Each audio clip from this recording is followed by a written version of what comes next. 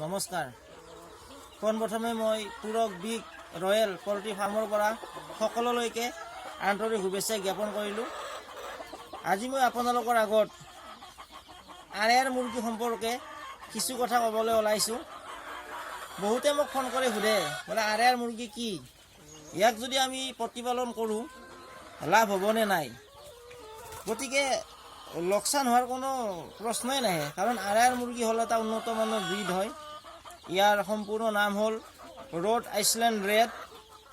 এই মুৰ্গীয়ে প্ৰায় 18 মাহ পৰ্যন্ত কণী দিয়ে আৰু এই ক্ষেত্ৰত মই নিজে প্ৰমাণিত।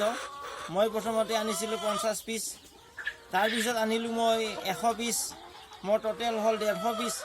তাৰপিছত প্ৰায় 3 মাহ হ'ল মই তাৰে 100 পিচ বিক্ৰী কৰি দিলোঁ আৰু বিক্ৰী কৰি দিয়াৰ 7 দিনমান পিছতে মোৰ কণী দিয়া ষ্টাৰ্ট কৰিছে। এটাকৈ কণী পাৰি আছে। তাৰপিছত প্ৰায় 3.5 মাহৰ পৰা গোটেইকেইজনীয়ে কণী দিয়া আৰম্ভ কৰিছে। মোৰ টোটেল 47 পিচ হ'ল মাইকী আৰু 3 পিচ মতা।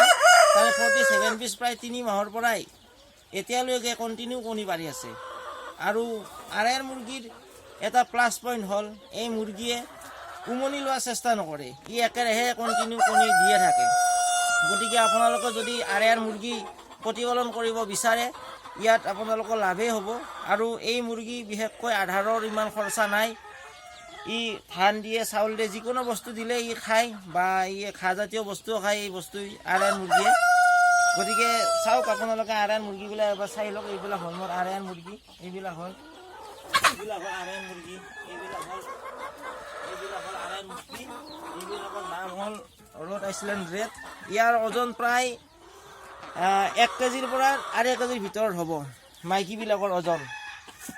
আৰু এইবিলাক হ'ল মতাবিলাকৰ ওজন হয় 3 কেজি 3.5 কেজি। আৰু এইবিলাক চাক, এইবিলাক কণী পাৰি দিছে, এইবিলাক কণী। আৰু ইয়াৰ কণীৰ চাইজটোও ডাঙৰ হয় আৰু এই কণীটোৰ মানে আপোনাৰ সোৱাদো আছে। এই কণীটো ভাল। গতিকে যদি আপোনালোকক আৰেয়াৰ মুৰ্গীৰ পোৱালি লাগে, তেতিয়াহ'লে আমি আপোনালোকক আৰেয়াৰ মুৰ্গীৰ পোৱালি দিব পাৰিম। আৰু আজি বিশেষকৈ নকওঁ, আৰু এটা নেক্সট ভিডিঅ' এটা মই আপলোড কৰিম। সেই ভিডিঅ'টোত কেনেকুৱা ছিষ্টেমত কি প্ৰটেকশ্যনত ৰাখিব পাৰি সকলোবিলাক কথা মই নেক্সট ভিডিঅ'টোত ক'ম। আৰু আশা কৰোঁ যদি ভিডিঅ'টো চাই আপোনালোকে ভাল পাইছে, নিশ্চয় লাইক কৰিব, ছাবস্ক্ৰাইব কৰিব আৰু শ্বেয়াৰ কৰিব নাপাহৰিব। নমস্কাৰ।